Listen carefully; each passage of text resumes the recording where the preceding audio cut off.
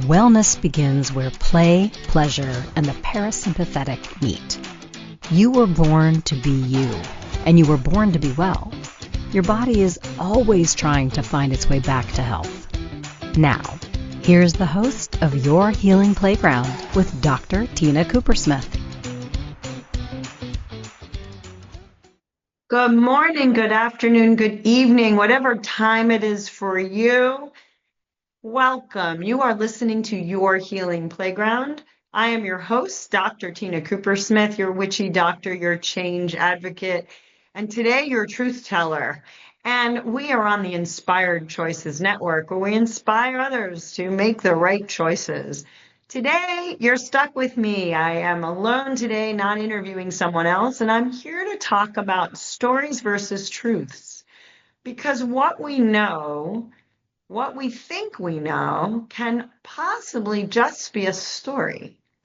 And stories can change. They may not be truths. And I invite you to think about life and how we go through life, because much of what we really say, this is how it is, this is real, this is truth, is really a story that we've all agreed upon. And in this day and age, there's news and there's facts, and there's news and there's fake news. And it's really hard in this day and age with AI, especially, to know what's real, what's truth.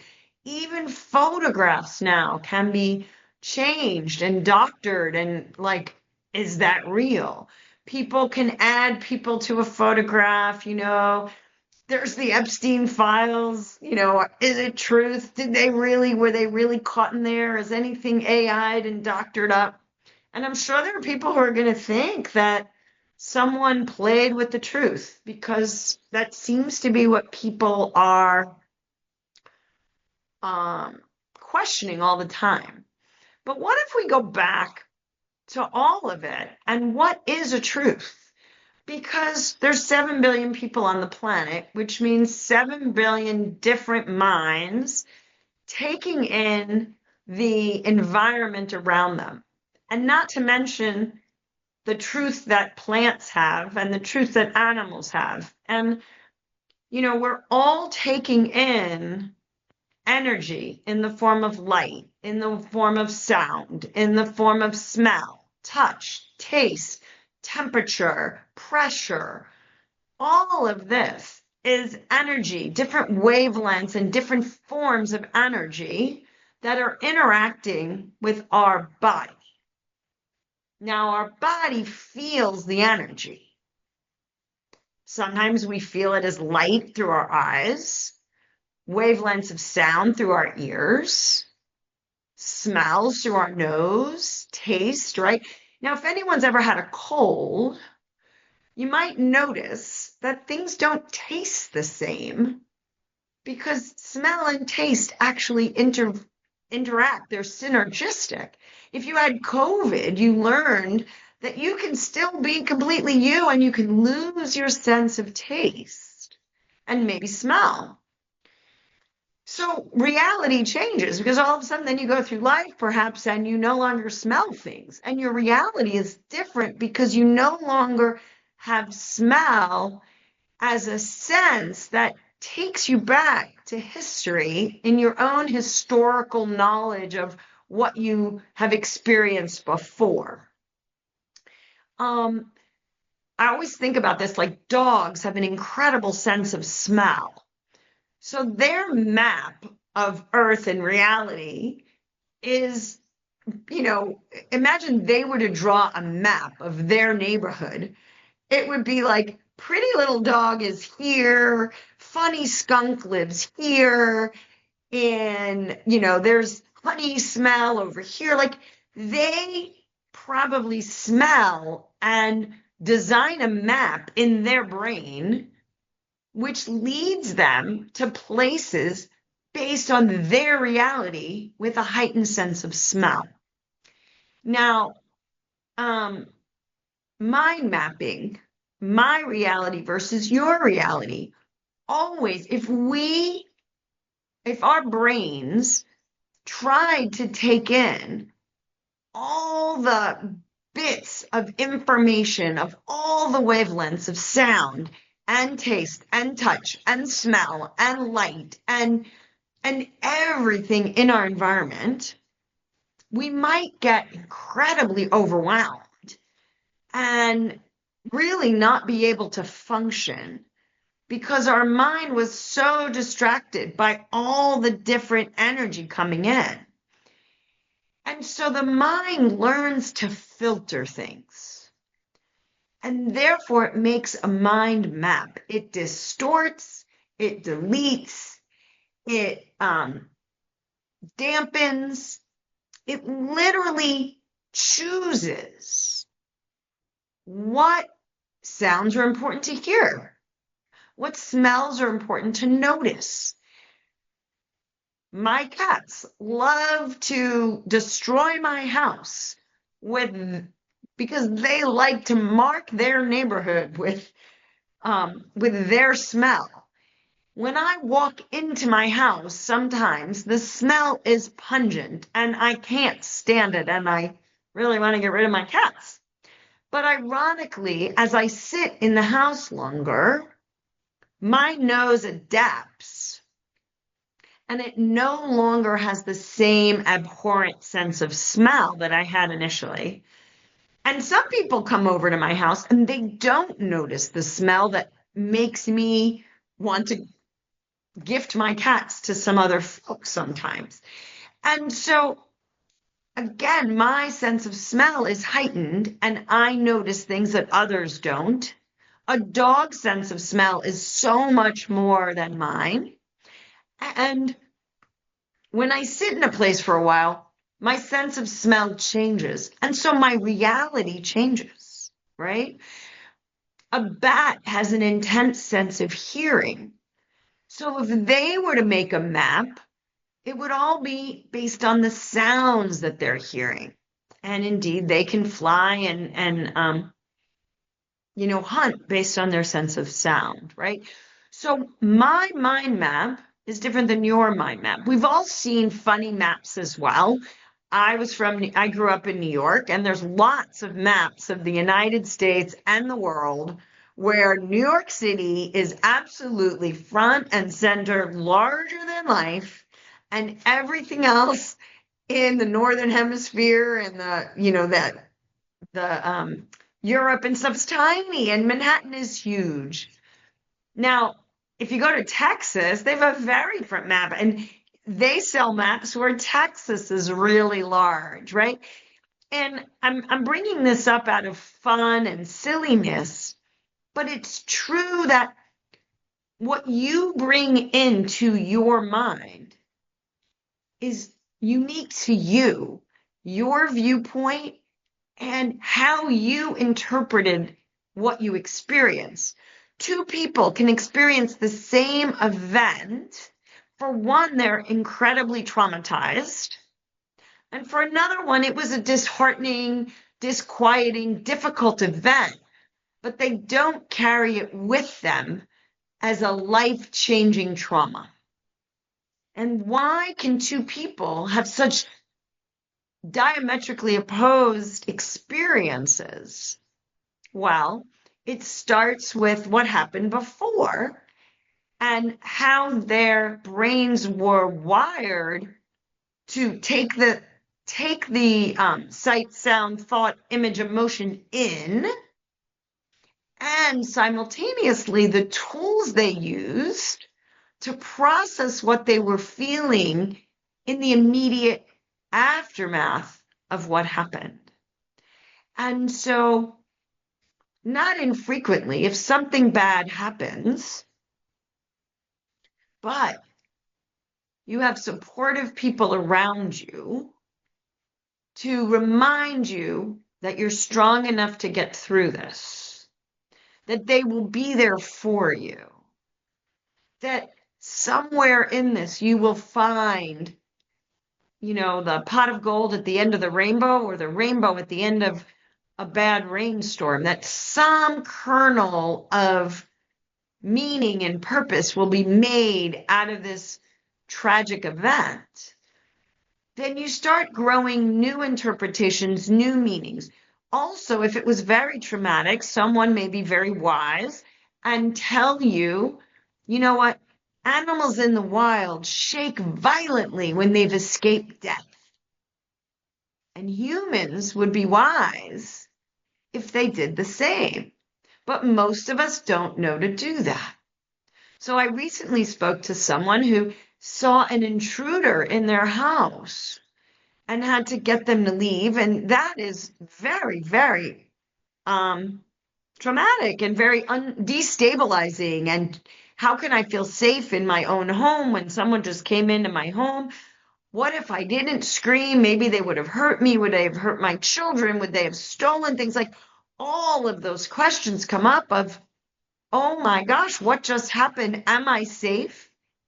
And what could have happened? Or maybe they did harm to you and you had to act, let the harm occur. And you then had to process an even more traumatic event.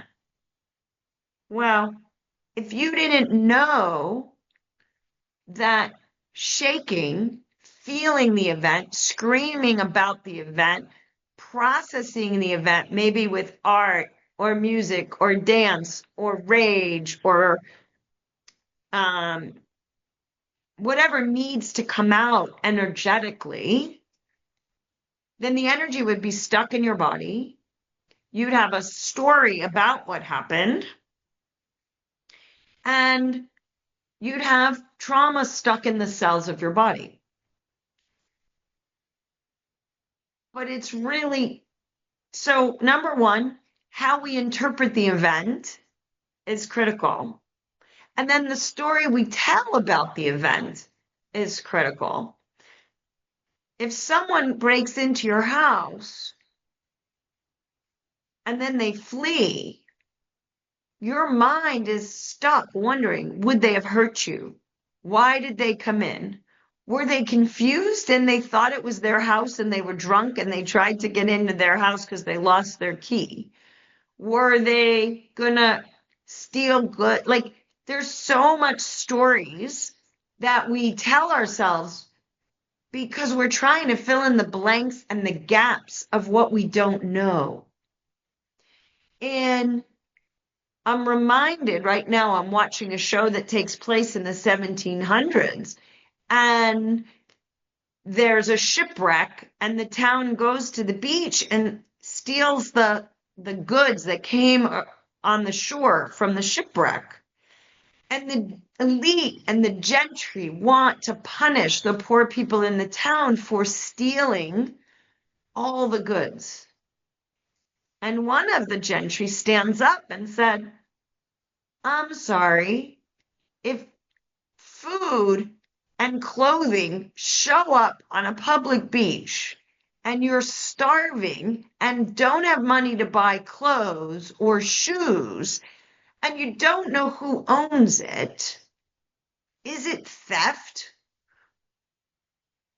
Are they bad people who went out for a robbery?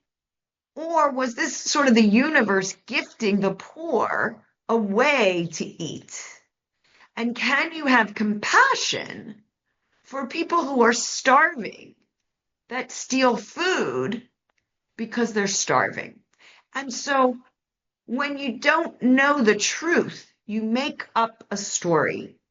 And I'm going to come back after a break and we're going to talk a little bit more about story versus truth and how we fill in the blanks to concoct and draw conclusions that make up a story. But sometimes we learn the truth later, and it is very different from the story we were telling ourselves. And your whole reality starts to change if those stories start to change. So think about that while we go on our break. Remember, you are listening to Your Healing Playground. I am Dr. Tina Coopersmith, your host. I host this podcast. I write this book. So if my voice isn't enough for you, you could read it in a book by the same name. And we are on the Inspired Choices Network. So grab a bite to eat, grab a drink, and come right back to talk more about stories and truths. Your Healing Playground is the space where science, spirit, and sensation dance together. Your host, Dr. Tina Coopersmith, physician, coach, healer, and play advocate, returns weekly to remind you that healing isn't just about pills and protocols. Western medicine is just one of many healing modalities. True wellness is about energy, emotion, pleasure, and play. On this show, Dr. Tina explores the playground of your body, mind, heart, and soul. From neuroscience to sensuality, from root chakra to real talk. She'll share tools, stories, and soulful strategies to shift you out of fear and back into joy. Because if you're alive and breathing, your story is still unwritten, and you deserve to write it with love. Together, you'll learn to breathe, feel, and play your way back to wellness, because you are your best healer.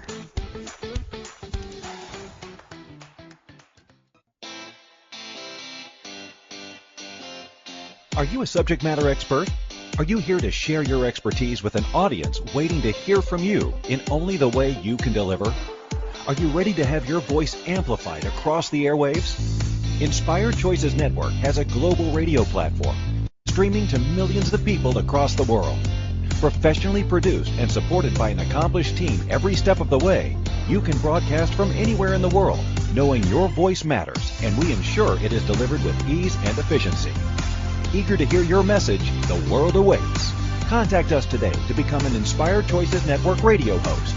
Email becomeahost@inspiredchoicesnetwork.com.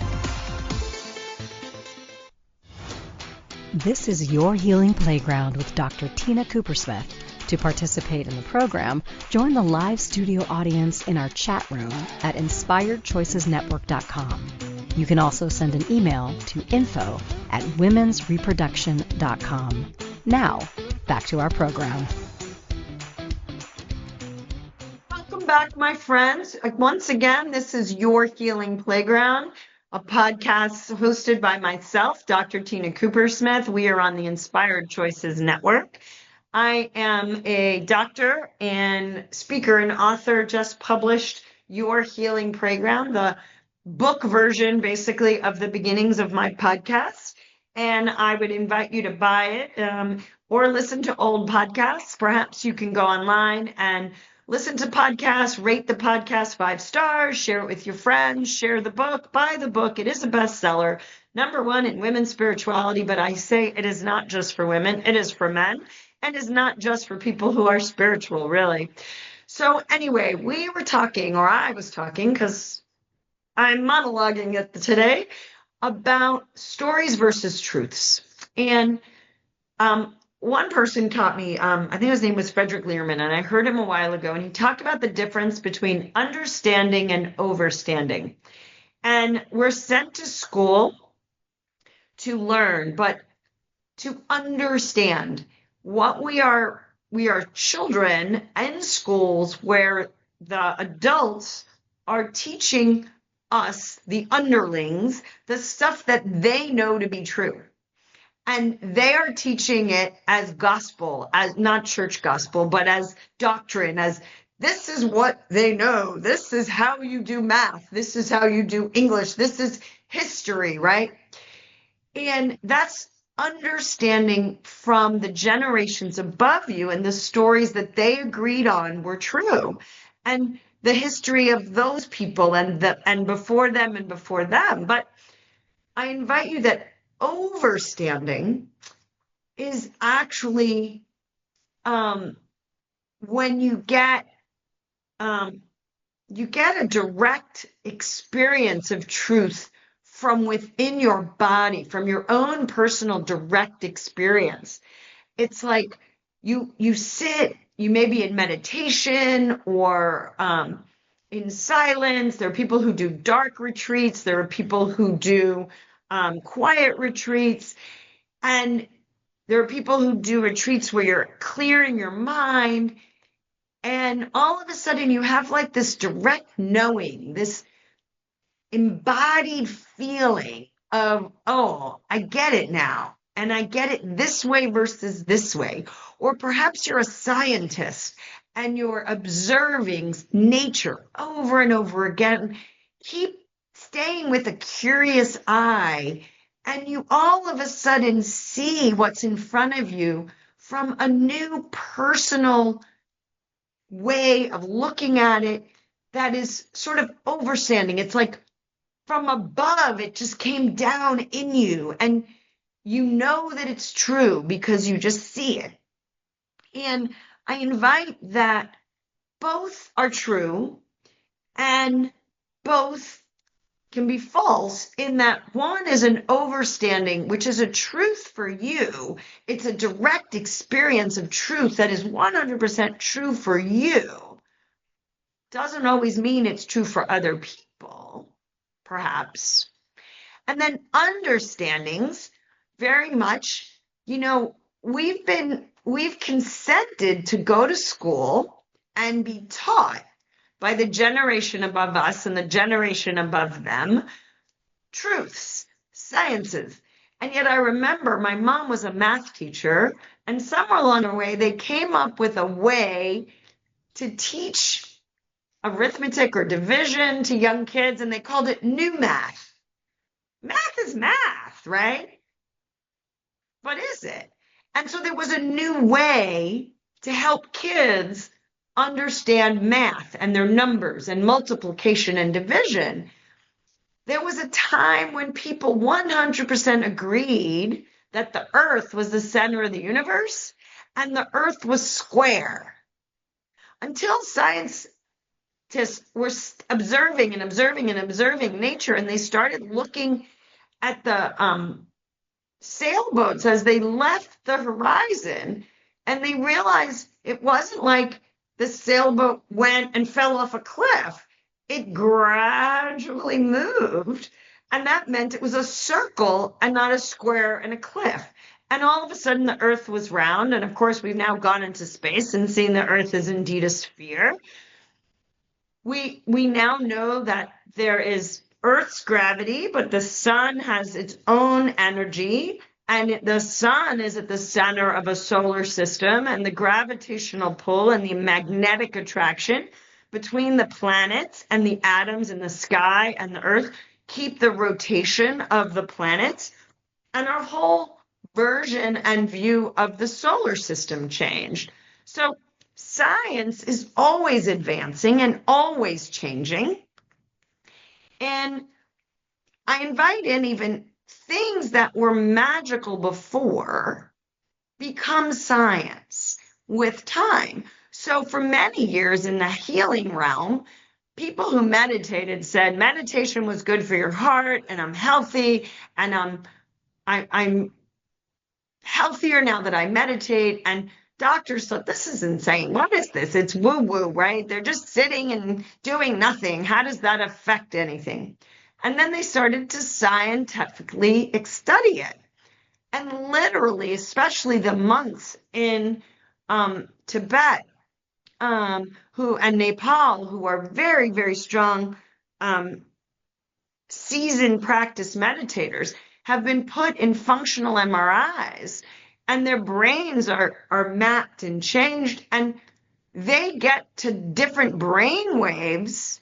They literally have different brain waves than people even thought were possible.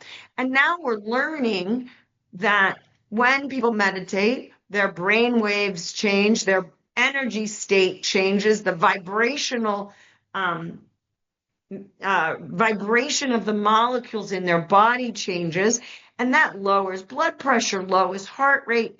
People used to feel you couldn't reverse disease.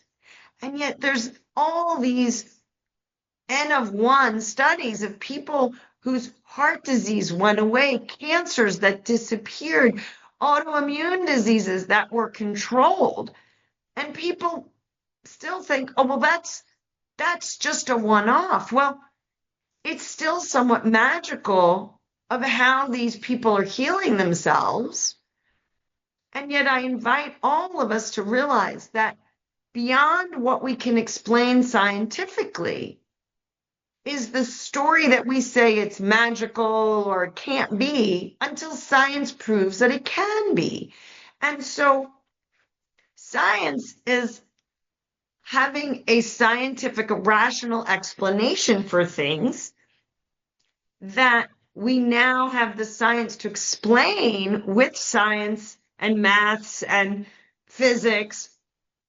But beyond what we can explain, we'll always be pushing a line of what we still can't explain. And like right now, we're really trying to study consciousness and life after death and what happens. And is consciousness truly eternal? And do we persist as a formless body that is consciousness after death? We can't prove it because we don't yet have the science to prove it. And yet there's stuff that is showing up that suggests it's real, that there's a quantum field that we can tap into, and that there's more beyond what we know. And so, my friends, years ago, if you went back into the 1700s and you had an iPhone or even a simple radio, and you played music on this radio to the people in the 1700s, they would be looking for the miniature people hiding in the radio playing their instruments, because they never knew you could hear music without a live human playing the instrument. And now we broadcast radio waves to radios, and we have satellites in the sky that connect our phones, right? And if you showed that to people way back when, they would think you were crazy. They might lock you up. They might think you were a witch who brought an evil box in, right? You come with an iPhone and they think it's a gun, right? So what was once fictional story can become scientific truth once we understand it.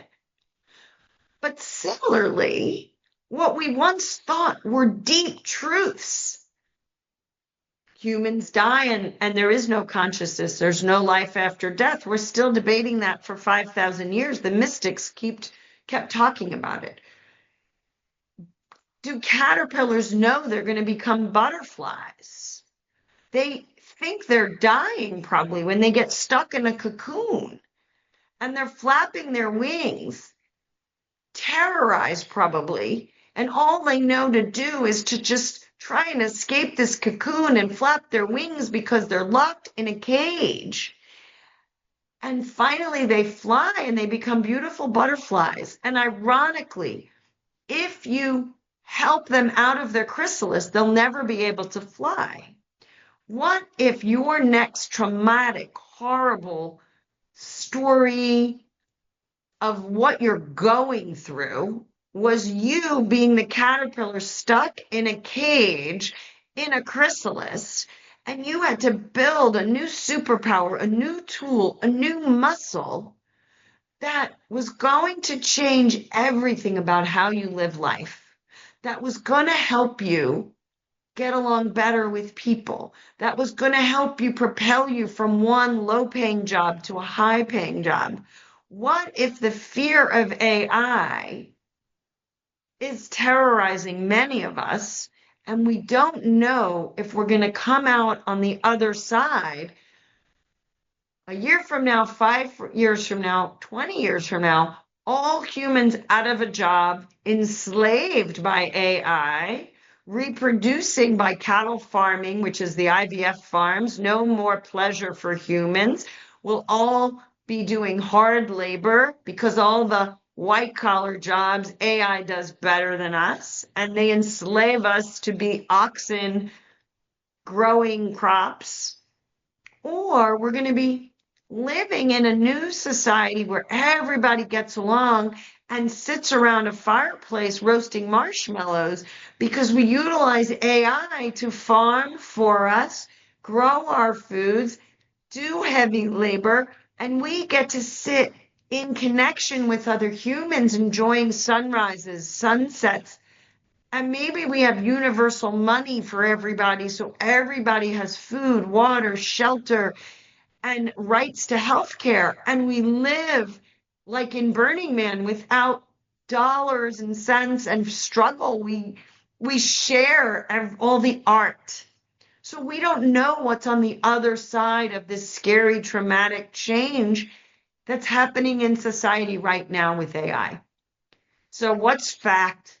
What's fiction? What's science fiction that becomes documentary? What's your story that's different than my story? And we'll take another break because that was kind of deep, even for me.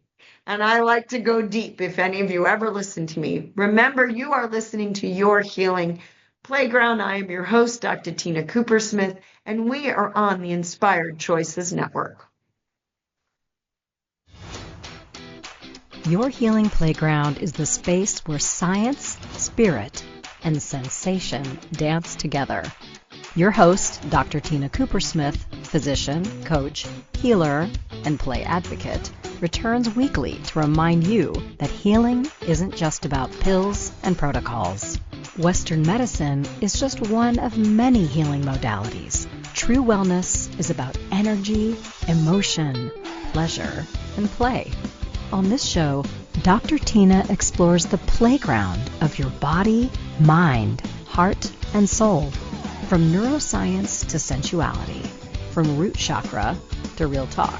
She'll share tools, stories, and soulful strategies to shift you out of fear and back into joy.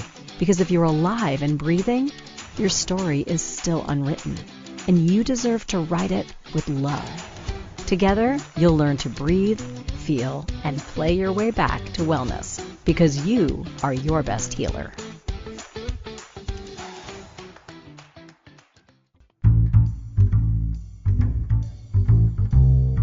How wonderful would it be to carry your favorite Inspired Choices Network host with you throughout your day?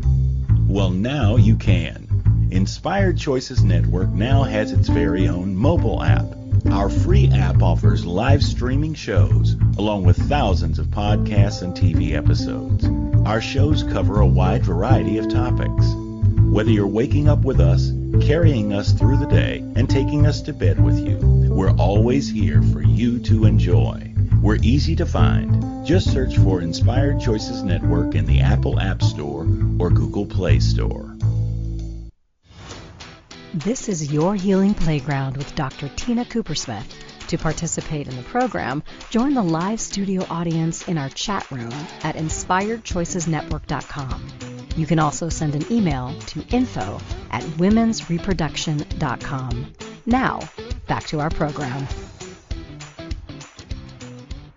Once again, you are listening to Your Healing Playground. I am your host, Dr. Tina Coopersmith. We are on the Inspired Choices Network. And it would thrill me to no end for you to go to Apple, iTunes, or Spotify, leave a 5-star review, share this podcast with friends, share my book with your friends, Your Healing Playground. I want to help people recognize that you're in your healing journey or your healing playground is about your personal journey, your personal story. Healing is for you to do. I, as your physician, cannot heal you. Healing happens in connection. And there are so many different ways to heal when we get curious and expand our thoughts and our emotions and our awareness of our body. There's so many healing tools on this planet that are available, from the simple things like nutrition and sleep and going outside to, fancy chemotherapy and surgery. And then playground, I just invite everybody. This is your one life. It's your one play that you get to play at in your life. And when we allow our bodies to feel safe enough that we're playing on the playground of life, then our bodies work with us, not against us, to resource ourselves to rejuvenate or rejuvenate ourselves, to rejuvenate, and reconnect with our authentic self and our authentic mission, purpose, our personality from childhood, way back at like age 1 or 2, not the child that got molded by peer pressure, teachers, and mistakes and fear of failure and all that kind of stuff. And the stories that we were told, money doesn't grow on trees. Well, guess what? Someone once told me, wait, paper money is made of paper. Paper comes from trees. So money actually grows on trees. And what is money anyway? Money is an energy exchange. I put my life force into some level of work or play, or some level of service to you or to someone else, and I get paid. Thank you for your service to me. Thank you for sharing your life force energy with me. Shall I pay you in chickens, turkeys, or seed for your farm? Well, I'm actually a physician, so none of those are going to work. And I'd have to find someone to buy my chicken since I'm not going to grow a chicken in my condo. So we've decided as a civilization, instead of bartering chickens, turkeys, seed, oxen, whatever, we will pay in agreed upon coins or paper that we agree upon has a value.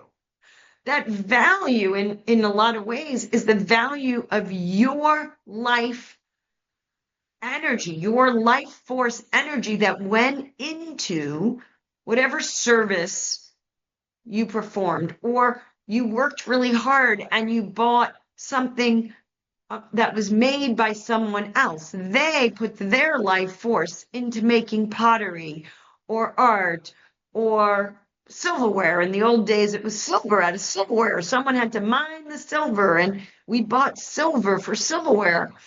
And we paid for it. And so I just invite that energy gets traveled around, and it gets passed around, and there's actually an infinite amount of energy in this universe, which actually means there's an infinite amount of money and abundance. And the fact that we've been taught that if I'm rich, like if I have money, you can't, that there's scarcity and competition, is actually a false story. So I want to play very quickly with some of the dominant stories that have taken over. And when we actively choose the stories that we choose to believe, we are entering into an informed consent dialogue of, am I going to believe A or B, C or D? So we frequently are addicted to being right. So if we were told a story as in a childhood, we cling to that story because we get a hit of dopamine by being right. We're constantly trying to dose our own beings. We get a hit of dopamine, which gives us motivation, oxytocin, which gives us a hug, serotonin, which connects us to others and ourselves, and endorphins, which lessen our pain of what we go through in life. So our brains, our subconscious, and even our conscious brains are always trying to dose us. And so we're often addicted to holding our stories close to our heart because these are truths. But our memories can change over time, and what was true was not really true. It's how our memory distorted it over time. But our ego rewards certainty. And so when we instead stay curious, get out of the story and into the emotion and the feeling, we may actually have an overstanding, a direct experience, which then really shifts our worldview in so many ways. So I invite one story, and I'm not here to talk about religion, good, bad, or which religion or not, but we live in a time where we talk about monotheism being an advancement of the human spirit. We had all these gods and goddesses, and the Romans and the Greeks believed in all these different silly gods and goddesses. And we are more advanced because we have a monotheistic view that all is one and there's one God. Now, personally, I can see very strongly all is one. And if I go really deep into all is one, then all we are is light and energy. And energy is the attraction between molecules. And all we are is molecules and atoms dancing in space, which are always transferring energy back and forth. And so my breath becomes your breath, and my caca becomes fertilizer for the plant, which then feeds me food. And then I digest the food, and that feeds the plant. And we are all one. And that deep connection of everything in this universe, energy is particle, particle is energy. I am you, and you are me. Oneness, deep mystical state of oneness. I love it. It's beautiful. And then we go to the stories that came out of the oneness. And all of a sudden we got one God, not one goddess. We used to have gods and goddesses, and humans celebrated the feminine goddess who created life and created something out of nothing. She invited in the sperm, and all of a sudden there was a baby. So she, just like theoretically, the universe, nothing became something. All of a sudden in the human, nothing becomes something, and the woman is entrusted to create a baby. And we celebrated gods and goddesses. And we celebrated feminine energy, intuition, connection, and the ability to actually go from energy to matter and back, and this deep spirituality. And there was no men are good or gods are good and goddesses are bad, or goddesses are good and gods are bad. It was a celebration. And if you look at some of the native Aboriginal societies, the qualities of the men are very feminine. The best hunters are intuitive, quiet, can sit for long periods of time and silent. And the woman is in the hunter-gatherer folks, the woman is busy, creating pottery and cooking, and very much the doer. And the hunter might actually be someone who's patient and sitting. So what is a masculine trait? What is a feminine trait, right? We all are masculine and we all are feminine.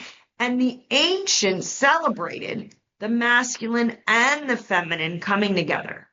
Whereas in the monotheistic stories, we often have subjugation instead of collaboration. And I don't remember all the god and goddess stories of ancient Rome and ancient Greece, and I'm not saying that they're better or worse and they weren't, that there wasn't more violence back then. I'm not comparing civilizations, but I'm comparing stories. Who are we celebrating? Is our story, even the story of one God, is it a his story or a her story? Right? Who is celebrated in those stories? The feminine, the masculine, the wise sage, the brilliant child. All of these are parts of life that are stories that we live with, that we get to decide, how do I want to interpret these stories? Are these truths, or are these 5,000-year-old stories? And can I find a new truth in the story from my own personal observation and discussion? And can that truth be my reality, even if it's not yours? Can we agree to disagree? And can we recognize that all our stories are the brains making a mind map for us to understand our reality through the lens of our experiences, through the lens of our bacteria and what it's doing for us, through the lens of our neurochemistry, through the lens of how we live our life, and what our conscious minds and subconscious minds want to tell us. And I know I'm going deep. I hope you stick with me. If you can, come on back. You are listening to Your Healing Playground. We are on the Inspired Choices Network. I am your host, Dr. Tina Coopersmith, and we'll wrap this up very shortly when we come back from break. Your Healing Playground is the space where science, spirit, and sensation dance together. Your host, Dr. Tina Coopersmith, physician, coach, healer, and play advocate, returns weekly to remind you that healing isn't just about pills and protocols. Western medicine is just one of many healing modalities. True wellness is about energy, emotion, pleasure, and play. On this show, Dr. Tina explores the playground of your body, mind, heart, and soul.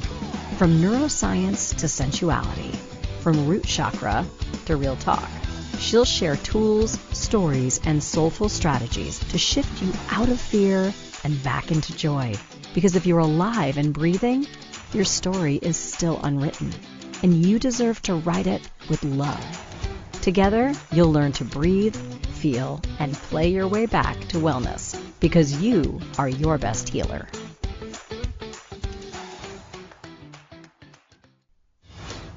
This is Your Healing Playground with Dr. Tina Coopersmith.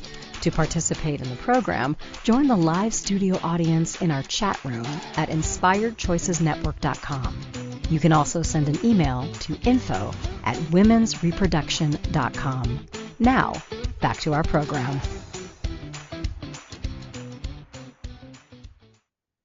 Welcome back, my friends. You are listening to Your Healing Playground. I am your host, Dr. Tina Coopersmith, and we are on the Inspired Choices Network. And I have been talking today about stories, truths, what is real, what's your mind map, what's your reality, and what's just a story. And I have spent my life telling stories. And I had a friend once who said, Tina, stop telling stories. Get to the truth. Feel your body. Feel your emotion. Realize that the stories are just made up explanations. And I know because I've changed so many of my stories. I looked at my life with new eyes, new lenses. Jill Bolt Taylor wrote a book called My Stroke of Insight. She had a stroke, and her stroke, she was 35 years old. She bled in her left brain. And two things were happening. Number one, her left brain was the source of language and the ego, and her left brain was absolutely petrified that she was dying and was terrified, asking for help. Simultaneously, her right brain was totally alive and well. There was no blood in it. And she's like, I'm breathing, I'm alive, and I'm fine. And she watched as both sides of her brain responded very differently to this traumatic event. And then when she came back, she did get the help, and she had to heal. And she described very much talking to her mother, and the part of her brain that stored memory and stored emotional memory was gone. And so she would have to sit with her mom and say, Mom, my heart's racing, my hands are sweaty, my palms are sweaty. That's a line of a song, right? My palms are sweaty, my heart's racing, I have butterflies in my stomach. What am I feeling? Because she didn't have the memory of when she felt that feeling before to give her the word for the emotion she was feeling. And so what she teaches us, number one, is that we are feeling beings who think and not thinking beings who feel. That's number one. We live by the story, by the mind trying to control us. But our bodies really are the brilliant ones, and they are feeling beings who think. So feeling comes first. And when she's telling her mom what she's feeling, She has a choice. We are conscious beings of choice. And her mom could say, I don't know what you're feeling. Are you feeling fear or excitement? Because, my friends, if you have prepared your whole life to be a Broadway star and you are getting ready to have a Broadway debut and you are about to go take the stage, you may have sweaty palms and a racy heart and butterflies in your stomach, and it is excitement and you are jazzed. Or you could have all the same sensations and say, I have a fear of public speaking and I am going to die if I have to stand up in front of my boss and give this presentation. Same body sensation, different story. And when did that story get planted? Is it yours? Is it true? Or can you be a conscious being of choice and change that story and go, I am brave. I can do hard things. And yes, I am feeling all these sensations, and I can speak in front of others and tell my truth. And so all of a sudden, fear becomes excitement. We have another story that many of us have been taught. There's a victim, a perpetrator, and we need someone to rescue you. That's the triangle that is perpetuated in all the Disney movies and the fairy tales. But what if instead of victim, you could create your life because you're a conscious being of choice? And nobody is perpetrating or purposely hurting you, and yet life is always giving you challenges and obstacles. And all you need is a coach, not a rescuer, to cheer you on and remind you that you got this. So fear can be false expectations appearing real, or face everything and rise. And my friends, the truth becomes the story you tell yourself, and the story you tell yourself will become your truth. But between the stimulus and the response, you always have choice to make a new story, to choose the words, feel the sensations, notice the stories, and go, that's an old story. That's my mother's story. That's the way I used to think it. Is that true? Did that really happen the way I thought it happened? Or did I make up a story because I didn't know the truth? And so do you see how stories can become truths and truths can become stories, and they can intertwine and keep us on our toes and true to who we are and aligned, or they can pull us away and have us become the human that someone else wants us to be, or that we think someone else tells us we have to be. So, my friends, be a conscious being of choice. Live by your values. Know your sensations. And actively choose to listen or delete the stories that were part of your past.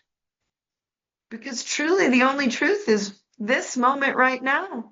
The past is over and the future's not guaranteed. So get rid of story and be present to the now, and notice how life becomes easier when you can just be present in your body, noticing your feelings and choosing, actively choosing the story you want to tell or the story you want to delete.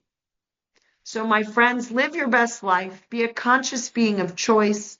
Find a coach that challenges you to see every challenge, every obstacle as a challenge that you can rise to the occasion and literally live the life that you choose to live. You don't need to be a victim of circumstance. You don't need to be a victim of someone else's persecution. And certainly, please don't let your inner judge flagellate yourself so that you're a victim to your own inner critic. I did that for too many years. It's a story I've let go of. Have an amazing day. If you felt something move today, a molecule, a mindset, or your mood, that's healing. Your body listens to your stories, your thoughts, your breath. So speak to yourself with kindness, play with curiosity, and let your nervous system know it's safe to rest. Dr. Tina returns Monday at 11 a.m. Eastern, 10 Central, 9 Mountain, 8 Pacific on InspiredChoicesNetwork.com. Remember, pleasure is a practice and play is your medicine.